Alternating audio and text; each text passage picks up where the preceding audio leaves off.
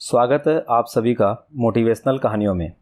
आज की कहानी का शीर्षक है आगे बढ़ें। एक बार एक किसान के पास 4 बैल थे। 2 बैल बूढ़े हो गए थे तथा 2 जवान थे। एक दिन खेत के सूखे हुए कुएं में एक बूढ़ा बैल गिर गया और वह बहुत ज़ोर ज़ोर से आवाज़ें लगाने लगा। तभी खेत में काम करने वाले लोग इकट्ठा हो गए और बैल की तरफ देखने लगे।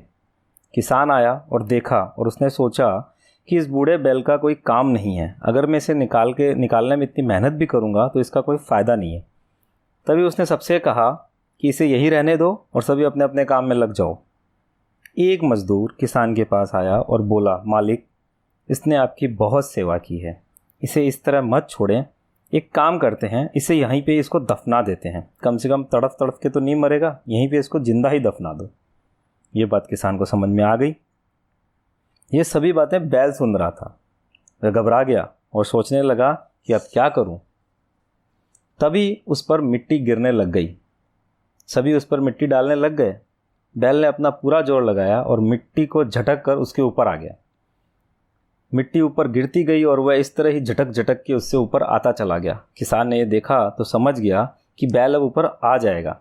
वह लगातार उस पर मिट्टी डालते रहे और बैल यूं ही ऊपर आता गया और कुएं से बाहर निकल गया। इससे हमें क्या शिक्षा मिलती है कि दोस्तों, हमारी ज़िंदगी में इसी तरह कितनी भी सावधानी बरतें, मुसीबत तो आ ही जाती है। गड्ढे में गिरना प्रमुख नहीं है, उससे निकलना प्रमुख है।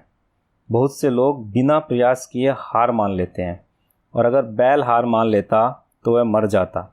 और उसके बाहर निकलने के हौसले को देखकर किसान ने भी उसकी सहायता की।